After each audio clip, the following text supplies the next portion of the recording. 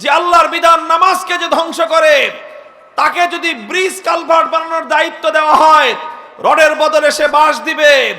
তাকে যদি রাস্তা নির্মাণ করার দায়িত্ব দেওয়া হয়, রাস্তার মধ্যে বিটুমিন আর আলকাতরার বদলে সে কেরোসিন তেল ঢালবে। তাকে যদি জনগণের মধ্যে গম বন্টন করার দায়িত্ব দেওয়া হয়, জনগণের গম চুরি করে সে খাবে। তাকে রাষ্ট্রের যেই দায়িত্বই প্রদান করা হবে, সেই দায়িত্বের মধ্যে জনগণের টাকা লুটপাট করবে, চুরি করবে, জুলুম করবে, বেইনসাফি করে দেশের জনগণের সম্পদ লুটপাট করে বিদেশে বেগম পাড়া করবে।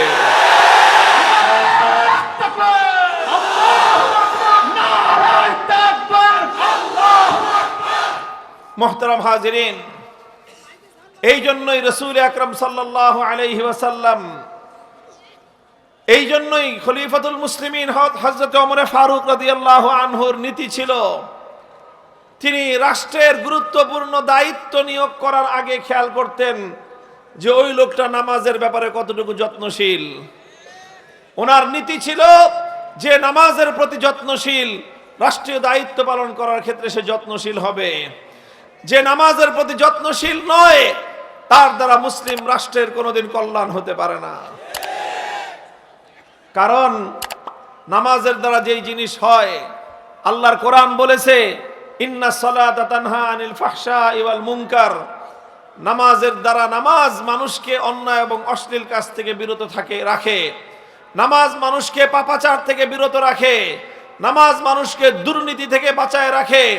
নামাজ মানুষকে লুটপাট থেকে বিরত রাখে। নামাজ মানুষকে যাবতীয় অন্যায় পাপ কর্ম থেকে নামাজ মানুষকে বিরত রাখে।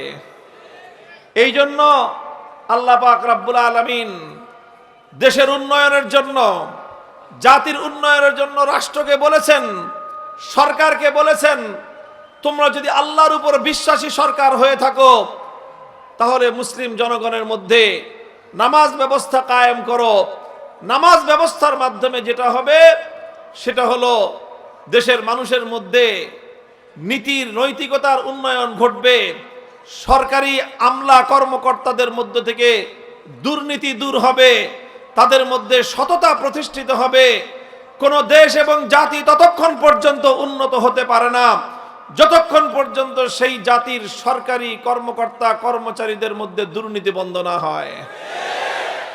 আজ এই কথা বলতে আমাদের কোনো দ্বিধা নাই। বাংলাদেশের আজকে যে অবস্থা, এদেশের মানুষ অনেক পরিশ্রমী মানুষ, বাংলাদেশের মানুষ অনেক মেহনতি, কঠোর অধ্যবসায় তারা করে, পরিশ্রম তারা করে। যেই সেক্টরে যাবেন সেই সেক্টরে গিয়ে দেখবেন, যারা কৃষি কাজ করে দেখবেন ভোরবেলা 4টায় ঘুম থেকে উঠে ফসলের মাঠে যায়, সন্ধ্যা 4টা বিকাল 6টা পর্যন্ত তারা কাজ করে, অক্লান্ত পরিশ্রম করে ফসলের মাঠে সোনার ফসল ফলায়। যদি আপনি শ্রমিকদেরকে দেখেন, শ্রমিকরা 8 ঘন্টা 10 ঘন্টা 12 ঘন্টা মাথার ঘাম পায়ে ফেলে তারা কাজ করে। আপনি যদি দিনমজুরদেরকে দেখেন, দিনমজুর, রিক্সাওয়ালা, শ্রমিক, ওই ভ্যান গাড়ি চালক, কুলি, মোটে মজদুর, প্রত্যেকটা মানুষ পরিশ্রম করে তারা পয়সা উপার্জন করে। তাদের এই সকল উপার্জন হালালের উপর হালাল, শতভাগের উপর শতভাগ হালাল, এইভাবে তারা ন্যায় নীতির সাথে অর্থ উপার্জন করে।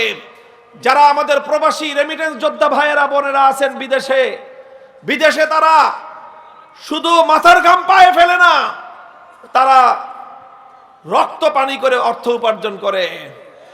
বিদেশে যায় এক একটা যুবক ছেলে, এক একটা তরুণ কর্মবীর, তারা 8 ঘন্টার জায়গায় কখনো 10 ঘন্টা 12 ঘন্টা 14 ঘন্টা এমনকি 16 ঘন্টা পর্যন্ত পরিশ্রম করে।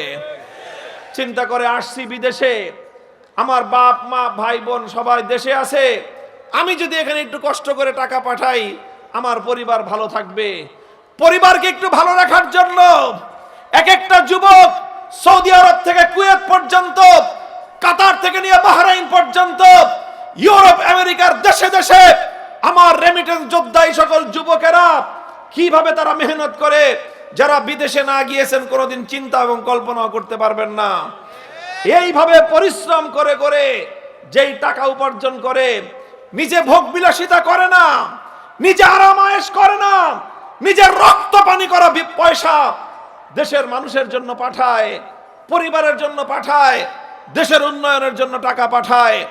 আর এই সব টাকাগুলো থেকে সরকারি কোষাগারে এই গরিব মানুষের টাকা থেকে ভ্যাট এবং ট্যাক্সের টাকা জমা হয় সরকারের কোষাগারে। আপনাদের অনেকের ধারণা যে সরকার চালায় বড় লোকরা, এই ধারণা আছে কারো? এটা সম্পূর্ণ ভুল ধারণা।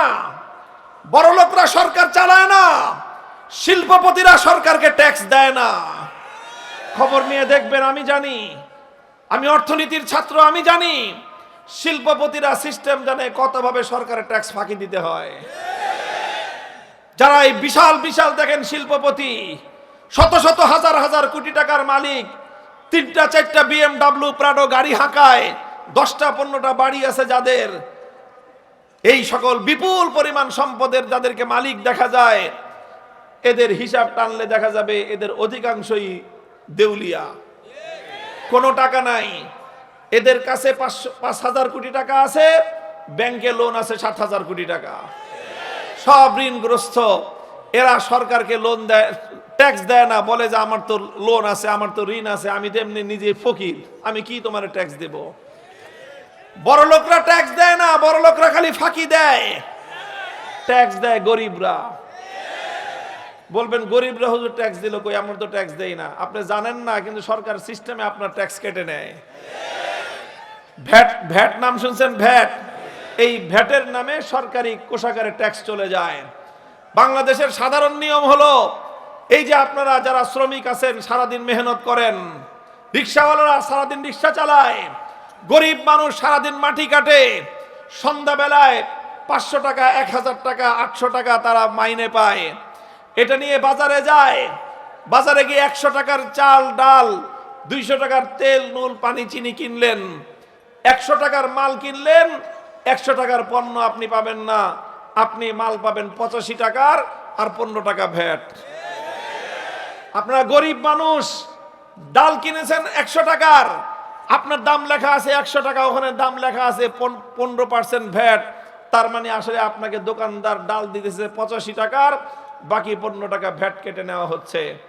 এইভাবে গরিব মানুষ, মেহনতি মানুষ, কোটি কোটি মেহনতি মানুষের ওই ভ্যাটের টাকা দিয়ে সরকারের কোষাগারে জমা হয়। এইভাবে আমার দেশের কৃষকরা পরিশ্রম করে মাথার ঘাম পায়ে ফেলে খেতে সোনার ফসল ফলায়, কৃষকরা সেই ফসলের মূল্য পায় না। শ্রমিকরা মাথার ঘাম ঝরায়, তারা পরিশ্রম করে প্রোডাকশন করে, সেই প্রোডাকশনের পরে শ্রমিক তার ন্যায্য মূল্য, তার ন্যায্য ভাতা সে পায় না, ন্যায্য পারিশ্রমিক সে পায় না। শিল্পপতিরা 90 ভাগ মুনাফা খায়, 10 ভাগের টাকা দিয়ে শ্রমিকদেরকে তাদের মজুরি পরিশোধ করা হয়। এইভাবে প্রত্যেকটা সেক্টরে গরিবরা ফাঁকি দেয় না, বড় লোকরা ফাঁকি দেয়। আর এই সকল গরিবদের টাকা দিয়ে রাষ্ট্র এবং সরকারের কোষাগার জমা হয়। এরপরে সেই কোষাগারের টাকা দিয়ে কি হয়? এই যে আমাদের দেশের মানুষ দেশে এবং দেশের বাইরে যেই পরিমাণ শ্রম দেয়, যেই পরিমাণ টাকা উপার্জন করে, আর ওই টাকা দিয়ে নিজের জীবন উপকরণ কিনতে গিয়ে সরকারকে যেই পরিমাণ ভ্যাট দেয়, এই টাকাগুলো যদি চুরি আর দুর্নীতি লুটপাট না হতো, 30 বছর আগে বাংলাদেশ সিঙ্গাপুর থেকে উন্নত দেশ থাকতো। সিঙ্গাপুরের স্থানীয় মানুষ আমার বাংলাদেশের মানুষের মতো এত কষ্ট করে উপার্জন করে না, তাদের ব্যক্তিগত উপার্জন এত নাই। বাংলাদেশের মানুষ যেই পরিমাণ উপার্জন করে, আমার দেশের উন্নয়ন হয় না। কারণ একটাই, কারণ আমরা সকলে হাজার হাজার লক্ষ লক্ষ মানুষ ওই যে শতকরা 15 টাকা দিয়ে সরকারের কোষাগার ভরি, আমরা এদিক দিয়ে দেই, আমরা থলের মধ্যে ঢালতে থাকি। সোনার দল ওই থলের নিচে দিয়ে ফুটা করে রাখছে, সব টাকা পয়সা ওই ফুটা দিয়ে বেগম পাড়ায় চলে যায়। এই জন্য আল্লাহর কোরআন বলেছে, আল্লাহ বলেছেন সরকার প্রতিষ্ঠা করলে সর্বপ্রথম দুর্নীতির দুয়ার বন্ধ করো। দুর্নীতির দুয়ার যতদিন বন্ধ না করবা, ততদিন পর্যন্ত জাতি এবং রাষ্ট্রের উন্নতি হতে পারে না। ইন্নাস সালাতা তানহা আনিল ফাহশাই ওয়াল মুনকার। মুহতারাম হাজিরিন, এই জন্য আমি বললাম, আল্লাহ বলেছেন ইমানদারদেরকে ক্ষমতা দিলে তাদের সর্বপ্রথম কাজ হবে নামাজ কায়েম করা। তাদের 2 নম্বর কাজ হবে যাকাত বাস্তবায়ন করা। যাকাত বাস্তবায়ন করার অর্থ কি? যাকাত বাস্তবায়ন করার অর্থ হলো যাকাত ভিত্তিক অর্থনীতি সমাজের মধ্যে, যাকাত ভিত্তিক অর্থ ব্যবস্থা সমাজে বাস্তবায়ন করা। যাকাত ভিত্তিক অর্থ ব্যবস্থার অর্থ কি? আমি আল্লাহর কোরআন থেকে নবীর হাদিস থেকে 2টো শব্দ বলবো। ইসলাম যে অর্থ ব্যবস্থা বাস্তবায়ন করতে বলেছে, সেই অর্থ ব্যবস্থার মূল কথাই হলো কাইলা ইয়াকুনা দুলাতাম বাইনাল আগনিয়াই মিনকুম। দেশের মধ্যে এমন একটা অর্থ ব্যবস্থা, এমন একটা অর্থনৈতিক সিস্টেম কায়েম করতে হবে, সম্পদের মালিক যেন শুধুমাত্র বড় লোকরা না হয়। এই যে জুলাই বিপ্লব করেছেন আপনারা, কথা বলেন ঠিক কিনা? জুলাই বিপ্লবের মধ্যে শ্রমিকদের অবদানের কথা অনেকেই বলে না। আমরা জানি শ্রমিকদের অবদানটা কি ছিল। জুলাই বিপ্লব শুরু করেছে ছাত্ররা, জুলাই বিপ্লব শুরু করেছে ছাত্র জনতা। ছাত্ররা যেমন জুলাই বিপ্লব করেছে, প্রতিটি পয়েন্টে বৈষম্য বিরোধী আন্দোলনে, স্বৈরতন্ত্রের বিরুদ্ধে, ফ্যাসিবাদের বিরুদ্ধে, জুলুমতন্ত্রের বিরুদ্ধে ঢাকা শহরের প্রতিটি পয়েন্টে পয়েন্টে ছাত্র জনতাকে বুকের রক্ত দিয়ে সাহস জুগিয়েছে শ্রমিকরা। আপনি হিসাব করে দেখেন কতজন শ্রমিকের রক্ত গিয়েছে জুলাই বিপ্লবে। এই শ্রমিকরা রক্ত দিয়ে, জীবন দিয়ে বিপ্লব আনে। প্রতিটি পরিবর্তনের সময়, প্রতিটি বিপ্লবে সবচেয়ে বেশি রক্ত দেয় শ্রমিক জনতা। ইতিহাস তার সাক্ষী। কিন্তু এই যে যেটা বলতেছিলাম, যে সমাজের মধ্যে বৈষম্য, বৈষম্যটা কি? সমাজে অর্থ ব্যবস্থা অল্প কিছু মানুষ ভোগ করে, টাকা পয়সা অল্প কিছু মানুষের কাছে কুক্ষিগত হয়ে থাকে, দেশের সম্পদ অল্প কিছু মানুষ ভোগ করে, বিলাসিতা করে, আর সাধারণ মানুষ ব্যাপকভাবে তাদের অবস্থা হয় নুন আনতে পান্তা ফুরায়। তাদের অবস্থা হয় হাড় ভাঙ্গা খাটুনি খেটে রাত দিন 24 ঘন্টা পরিশ্রম করার পরেও স্ত্রীকে খুশি করার মতো একটু বাজার সদাই করা তাদের জন্য কঠিন হয়ে যায়। সন্তান অসুস্থ হলে কলিজার টুকরা সন্তানকে একটু সুচিকিৎসা দিবে, একজন গরিব শ্রমিক বাবার পক্ষে সেটা অনেক সময় সম্ভব হয়ে ওঠে না। গরিব শ্রমিক বাবার ঘরে যেই মা আছে, দুঃখিনী মা, অসুস্থ মা, সেই মা ধুকে ধুকে মৃত্যুর কোলে ঢলে পড়ছে।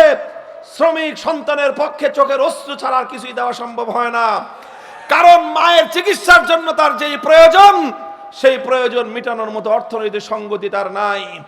আর এই রাষ্ট্র শুধু বড়লোকদের নিরাপত্তা দেয়, এই রাষ্ট্র বড়লোকদের সমস্ত সার্ভিস দেয়, এই রাষ্ট্র শিল্পপতিদের নিরাপত্তা দেয়, এই রাষ্ট্র আমার শ্রমিক মেহনতি জনতার মৃত্যুমুখী মায়ের চিকিৎসা সেবা দিতে পারে না।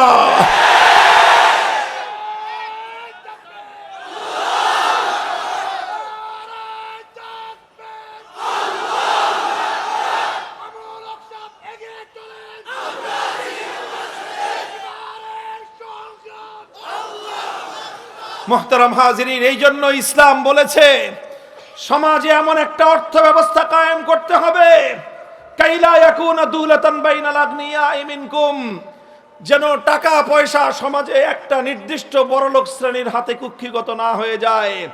বরং অর্থ ব্যবস্থা এমন হতে হবে যে বড়লোক টাকা যতই কামাক, একটা নির্দিষ্ট পোরশন, একটা নির্দিষ্ট পার্সেন্টেজ গরিবের হাতে চলে আসতে হবে।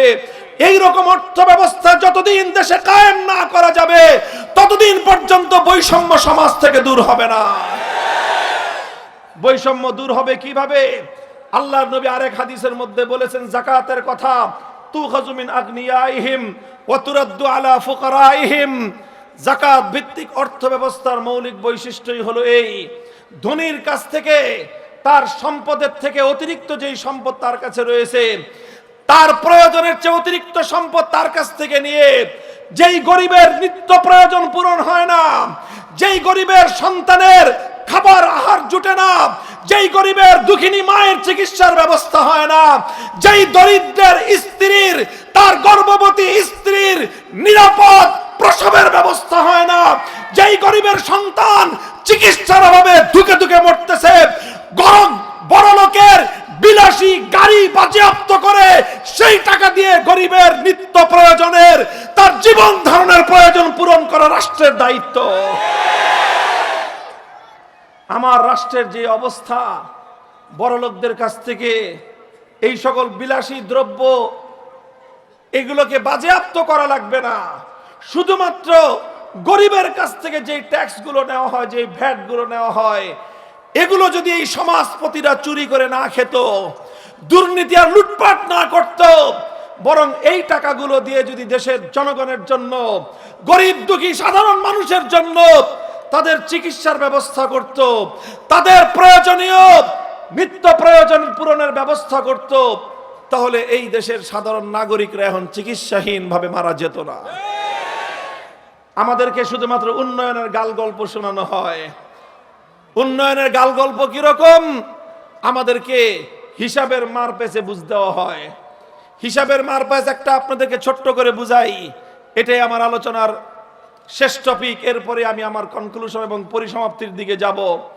হিসাবের মার পেছ হলো, দেখেন বাংলাদেশের সবচেয়ে সর্বশেষ যে অর্থ বছর 2024-25 অর্থ বছরে বাংলাদেশের মানুষের মাথাপিছু আয়, পার ক্যাপিটা ইনকাম, মাথাপিছু আয় বুঝেন, মানে গড় আয়, গড় আয়, সবার গড় আয় কত জানেন?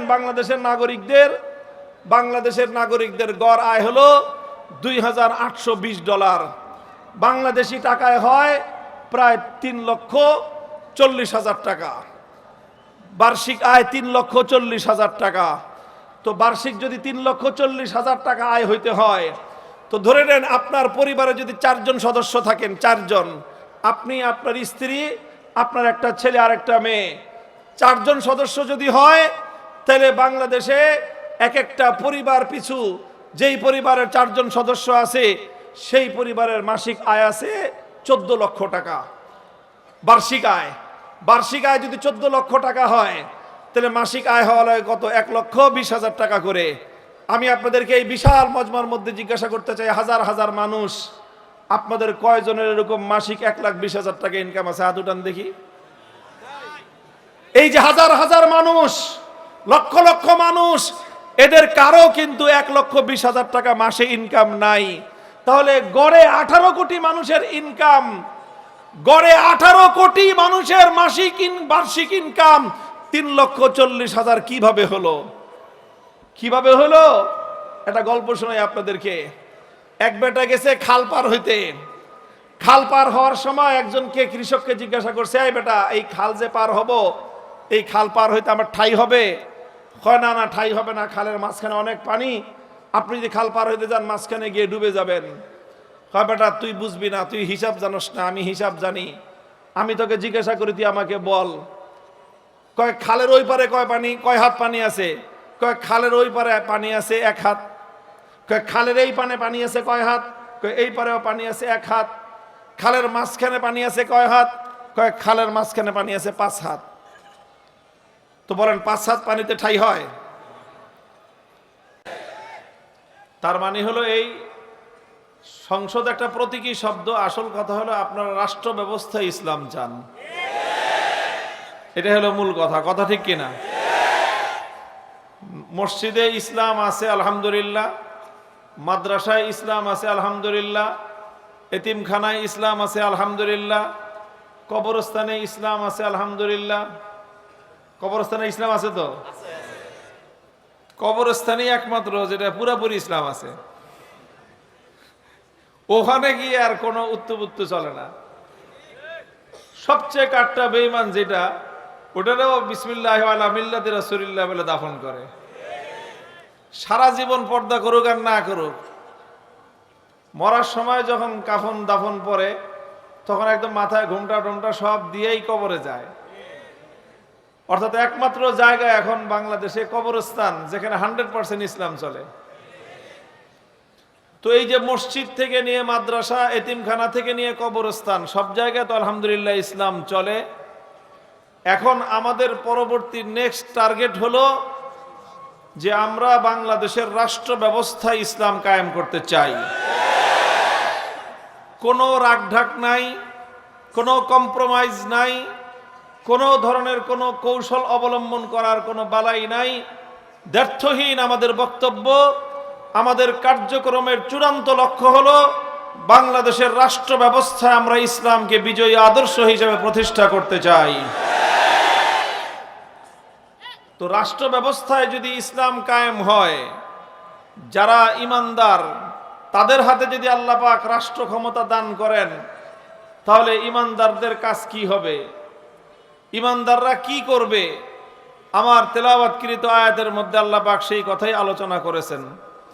আল্লাযীনা ইম্মাক্কান্নাহুম ফিল আরদি আকামুস সালাতা ওয়া আতাউয যাকাতা ওয়া আমারু বিল মা'রুফি ওয়া নাহাউ আনিল মুনকার ওয়ালিল্লাহি আকিবাতুল উমুর। আল্লাহ বলেন যে যারা ইমানদার, ইমানদারদের অনেকগুলি আলোচনা আল্লাহ ইতিপূর্বে করেছেন।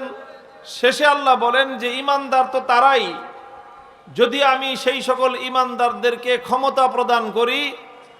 তাহলে ইমানদাররা ক্ষমতা পেয়ে কি করবে? আল্লাহ বলেন যে ইমানদাররা ক্ষমতা পেয়ে অগ্রাধিকারের ভিত্তিতে সর্বপ্রথম 4টি কাজ করবে। কয় কাজ? ইসলামী সরকারের সর্বপ্রথম কাজ হলো 4টা। 1 নম্বর কাজ হলো আকামুস সালাত, তারা মুসলিম সমাজের মধ্যে নামাজ কায়েম করবে। 2 নম্বর কাজ হবে আতাউজ যাকাত, তারা মুসলিম সমাজের মধ্যে যাকাত ব্যবস্থা বাস্তবায়ন করবে। 3 নম্বর কাজ হবে তাদের আমারু বিল মারুফ, রাষ্ট্রের পক্ষ থেকে তারা সৎ কাজের সকল আদেশগুলো জারি করবে।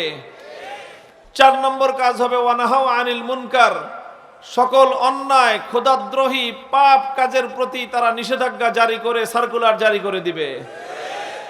এই 4টা কাজ হলো প্রথম কাজ। আল্লাহ পাক রব্বুল আলামিনের পক্ষ থেকে যদি আল্লাহ পাক কোনো মুসলিম জনগোষ্ঠীকে, কোনো ইমানদারকে যদি আল্লাহ পাক রাষ্ট্র ক্ষমতা প্রদান করেন। মুহতারাম হাজিরিন, আমি এখানে ছোট্ট করে 2টো কথা বলবো। প্রথম কথা হলো নামাজ এবং যাকাতের কথা সুনির্দিষ্টভাবে আল্লাহ পাক এই 2টি ইবাদতের কথা উল্লেখ করেছেন।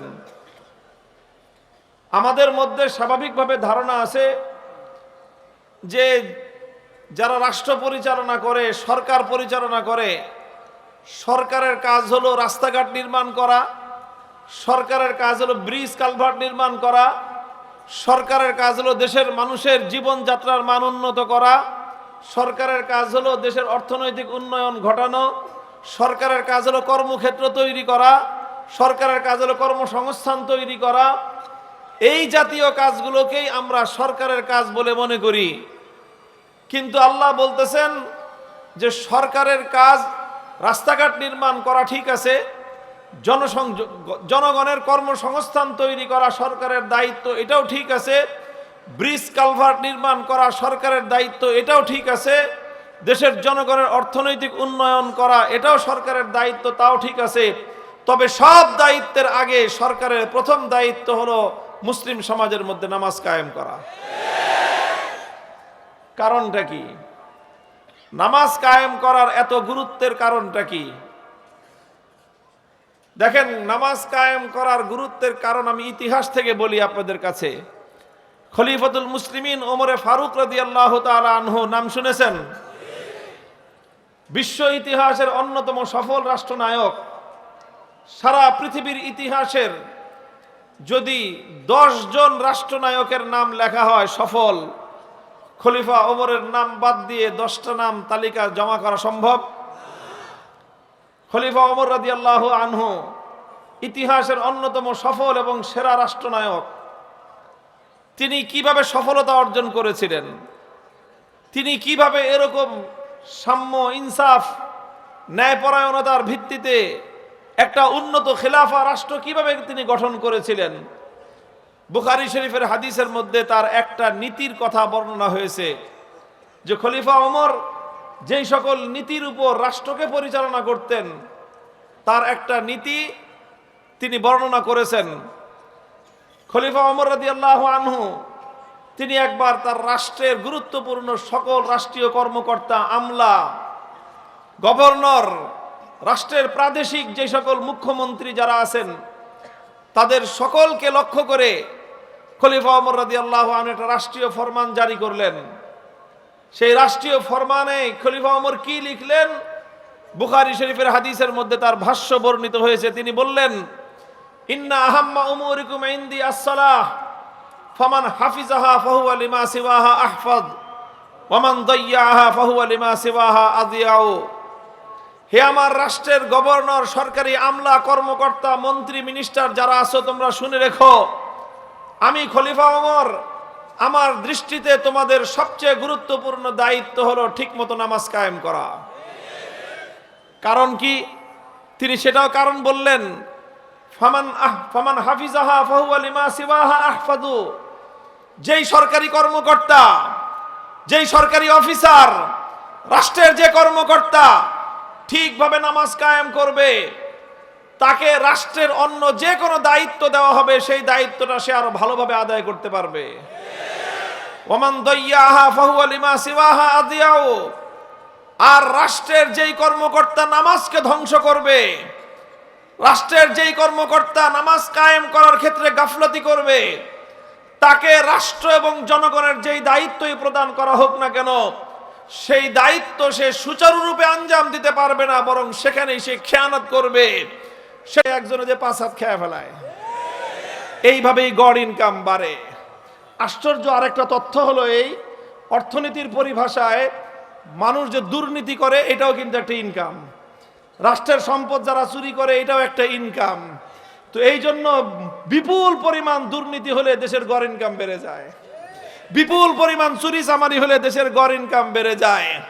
এই দুর্নীতির টাকা, জনগণের সম্পদ চুরি করা টাকা দিয়ে দেশের জনগণের অর্থনৈতিক উন্নতির মধ্যে গড় ইনকাম, পার ক্যাপিটা ইনকাম, মাথাপিছু ইনকাম বৃদ্ধি দেখানো হয়েছে। ইসলাম বলে এই ধোঁকাবাজির মাথাপিছু ইনকামের হিসাব ইসলাম কেয়ার করে না।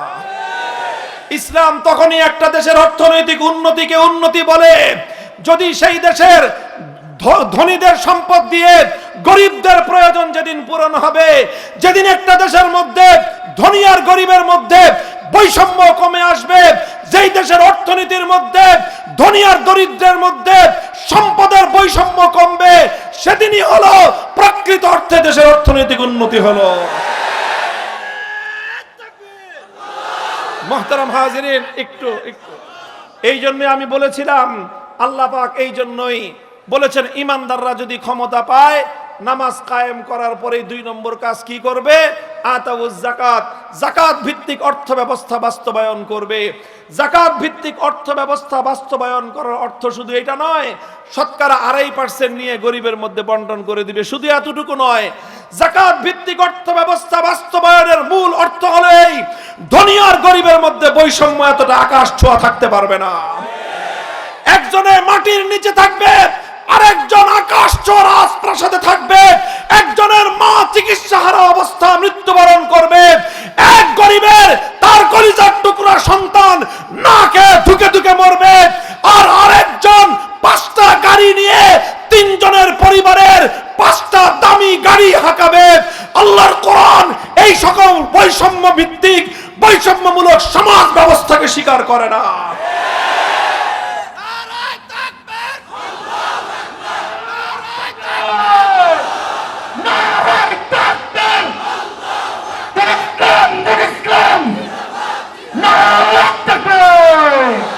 ভাই, আমার আর কোনো কথা নাই, এই কথাটুকু আপনাদেরকে বললাম সংক্ষেপে বোঝানোর জন্য।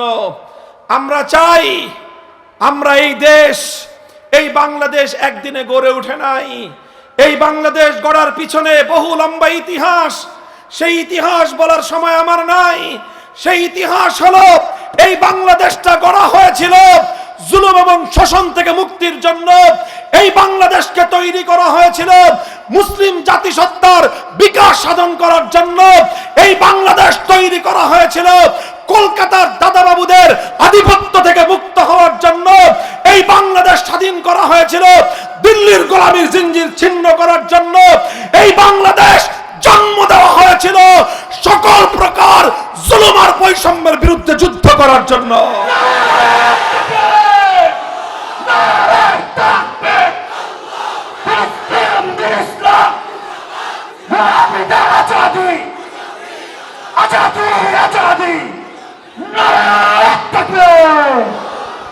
আমি যেই কথাটা বলতে চাই, সর্বশেষ যেই কথা বললাম, নামাজের মাধ্যমে সরকারি কর্মকর্তাদেরকে নীতিবান করে গড়ে তুলে দুর্নীতিমুক্ত সমাজ গড়া, যাকাত ব্যবস্থার মাধ্যমে অর্থনীতির বৈষম্য দূর করে একটা ইনসাফের সমাজ কায়েম করা, আমাদের বিপ্লবী শরীফ ওসমান হাদির জীবনের শেষ মুহূর্তের একটাই কথা ছিল, জুলুমের বিরুদ্ধে ইনসাফ প্রতিষ্ঠার লড়াই।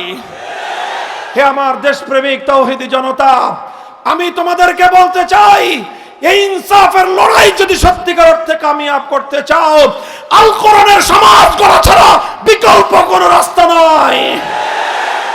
আমরা সমাজে অন্য সকলকে স্টেক দিয়েছি।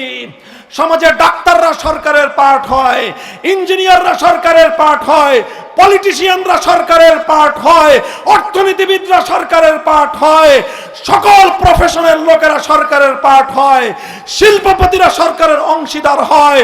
সবাই সরকারের অংশীদার হয়ে 54 বছর পর্যন্ত বাংলার মানুষকে তোমরা মুক্তি দিতে পারো নাই। আমরা চাই এবার আমাদের একটা অধিকারের আদায় করার জন্য অধিকারের দাবি নিয়ে মাঠে নেমেছি।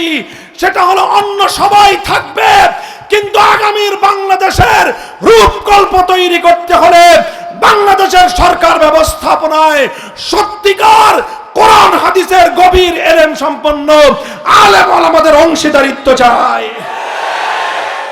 ইনশাআল্লাহ যদি আলেম ওলামারা তারা যদি কোরআন হাদিসের এলেম নিয়ে রাষ্ট্র এবং সরকারের নীতি নির্ধারণী জায়গাগুলোতে যদি যেতে পারেন, তখনই এই দেশ আত্মমর্যাদা নিয়ে বিশ্ব দরবারে মাথা উঁচু করে দাঁড়াতে শিখবে।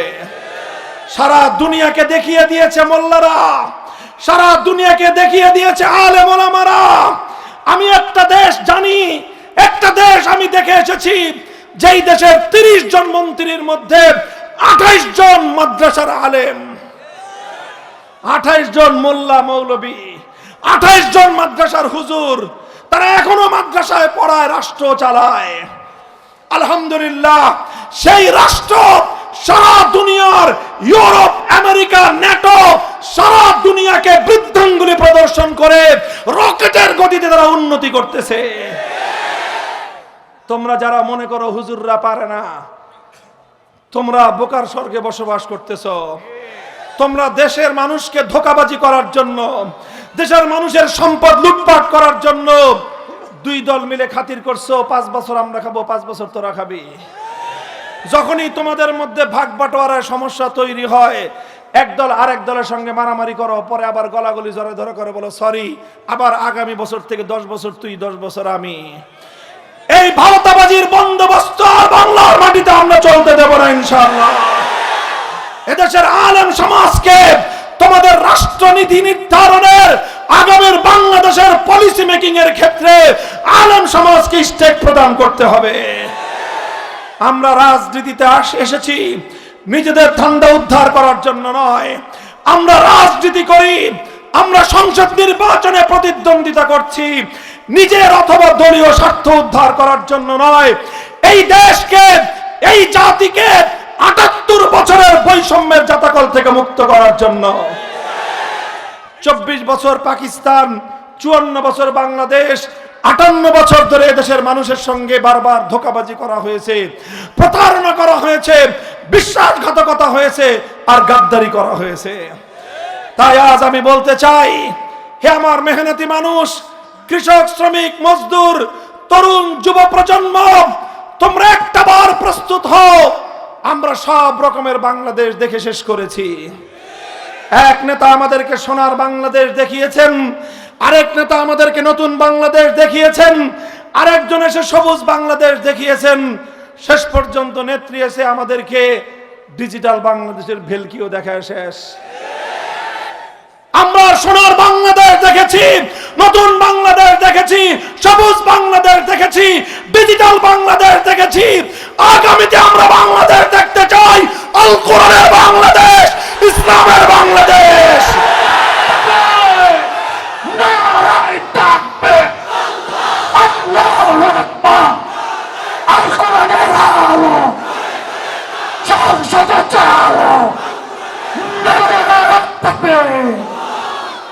ইনশাআল্লাহ আমরা সেই লক্ষ্যে কাজ করে যাচ্ছি।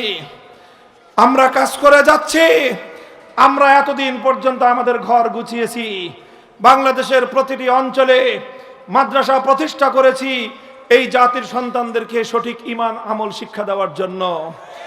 এরপরে আমরা স্কুলে যে সকল ছেলেমেয়েরা যায় সেই সকল স্কুলের ছেলেমেয়েদেরকেও 1 ঘন্টার জন্য বিভিন্ন স্কুলগামী বাচ্চাদের জন্য আফটার স্কুল মাকতাব নামে বিভিন্ন নামে আলেমরা সমস্ত স্কুলের বাচ্চাদেরকেও 1 ঘন্টা সময় নিয়ে তাদেরকে কোরআনের শিক্ষা দেওয়ার ব্যবস্থা করেছি।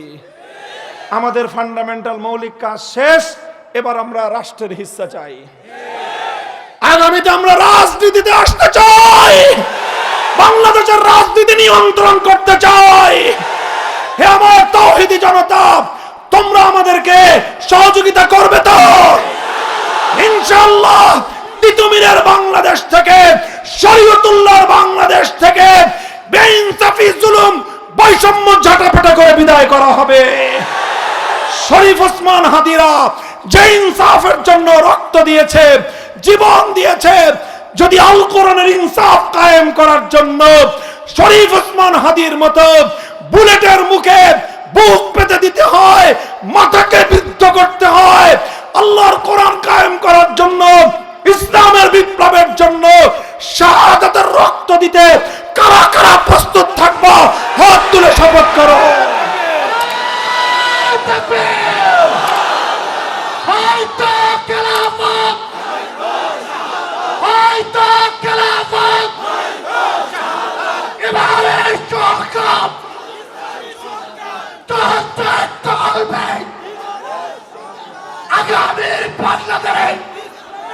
হ্যাঁ, এগুলো শুধু মুখের কথার কথা না শপথ? বলেন বলেন, অঙ্গীকার, ইসলামী সমাজ কায়েম করার অঙ্গীকার, ইসলামী রাষ্ট্র প্রতিষ্ঠার অঙ্গীকার, আল কোরআনের সমাজ কায়েমের অঙ্গীকার। এই অঙ্গীকার কার সাথে? বলেন কার সাথে? আল্লাহ পাক রব্বুল আলামিন আমাদেরকে অঙ্গীকার শপথ পূরণের তৌফিক দান করেন। আখিরু দাওয়ানা আলহামদুলিল্লাহি রাব্বিল আলামিন। সুবহানাল্লাহি ওয়া বিহামদিহি সুবহানাল্লাহিল আযীম। আল্লাহুম্মা সাল্লি আলা মুহাম্মাদ ওয়া আলা আলি মুহাম্মাদ কামা সাল্লাইতা আলা ইব্রাহিম ওয়া আলা আলি ইব্রাহিম ইন্নাকা হামিদুম মাজিদ। ইয়া হাইয়্যু ইয়া কাইয়্যুম বিরহমাতিকা নাস্তাগীথ أصلح لنا شأننا كله ولا تكلنا إلى أنفسنا طرفة عين. اللهم إنا نسألك فعل الخيرات وترك المنكرات وحب المساكين وأن تغفر لنا وترحمنا أجمعين. إله العالمين رب العالمين আজকের মাহফিলকে আপনি কবুল ফরমান। হাজার হাজার মানুষ, আয় আল্লাহ কোরআন প্রেমিক মানুষ, আয় আল্লাহ নবী প্রেমিক মানুষ, কৃষক শ্রমিক মেহনতি মানুষ, ছাত্র জনতা, তরুণ যুবক, আয় আল্লাহ এই মজমাকে আপনি কবুল ফরমান। এই যুবকদেরকে আল্লাহ আপনার দ্বীনের সৈনিক হিসেবে আপনি কবুল করে নিন। আয় আল্লাহ আমাদের এই প্রাণপ্রিয় মাতৃভূমি, আমাদের এই জন্মভূমি, আয় আল্লাহ এ দেশের প্রতি ইঞ্চি মাটিকে আপনি ইসলামের ঘাঁটি হিসেবে কবুল ফরমান। ইলাহুল আলামিন রব্বুল আলামিন আমাদের দোয়াকে আপনি কবুল করুন। ইমাম ওলামা পরিষদকে আপনি কবুল ফরমান। আয় আল্লাহ যারা মাহফিল কামিয়াব করার জন্য সহযোগিতা করেছেন, আয় আল্লাহ তাদের সকলকে আপনি উত্তম বিনিময় দান করুন। রব্বানা তাকাব্বাল মিন্না ইন্নাকা আনতাস সামিউল আলিম ওয়া তুব আলাইনা ইন্নাকা আনতাত তাওয়াবুর রহিম। সুবহান রাব্বিকা রাব্বিল ইজ্জাতি আম্মা ইয়াসিফুন ওয়া সালামুন আলাল মুরসালিন ওয়ালহামদুলিল্লাহি রাব্বিল আলামিন।